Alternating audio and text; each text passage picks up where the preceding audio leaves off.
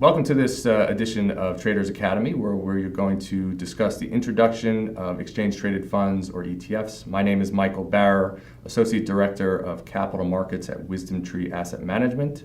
At Capital Markets at WisdomTree and all of the ETF issuers around the street, we are in charge of the ecosystem of trading for ETFs. So ETFs are exchange-traded. We manage the trading relationships, the broker-dealers, the market makers, the authorized participants, and the exchange relationships. We are also in charge of managing the intermediaries like Interactive Brokers and all the platforms that our investors trade through.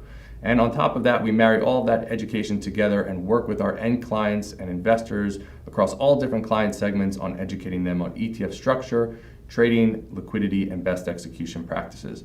So today we're going to discuss what is an ETF, how does it differ from a mutual fund, what types of ETFs are available in the marketplace, what is an index and how does that differ from an ETF, and where are ETFs traded and the basic structure around ETFs. So let's get started and talk about what is an ETF. An ETF is a 1940 Act exchange-traded investment wrapper that tracks a basket of securities, very similar to a mutual fund, but it is exchange-traded. Most ETFs are designed to replicate and track an index, although some are also tracking, they are not tracking an index and they are actively managed. ETF investors do not interact directly with the ETF exchange company, whereas they trade ETF shares on an exchange, and the authorized participant through the creation redemption mechanism, which we will get into a little bit later in this presentation, is the one that is interacting directly with the exchange-traded fund and the exchange-traded company to bring assets in and out of the fund. So how does an ETF differ from a mutual fund? Well, let's talk about buying and selling. ETFs, as we said, are traded on an exchange intraday. Mutual funds are traded through the mutual fund company, and they are traded once a day at NAV. Transparency. ETFs holdings are published on a daily basis, and they are transparent at all times. Whereas mutual funds are published, their holdings are published on a quarterly basis, and that quarterly basis is generally on a 30-day lag. Minimum investments. ETFs is one share. So whatever the price of the ETF is, that is your minimum investment. Whereas in a mutual fund, mutual funds tend to have higher minimums depending on the share class. So it is a little bit different, and you tend to have to invest a little bit more into a mutual fund. Transparency of trading costs. ETFs trading costs are borne by each individual investor, and that is transparent through the bid-ask spread that you see on exchange.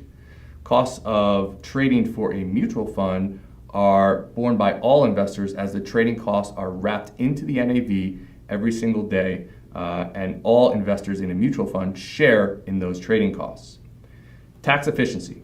ETFs are a more tax-efficient vehicle because of the technology of the creation redemption mechanism, which we will talk about, where mutual funds are less tax efficient because all of the trading to bring assets in and out of the funds are done inside the fund by the portfolio manager.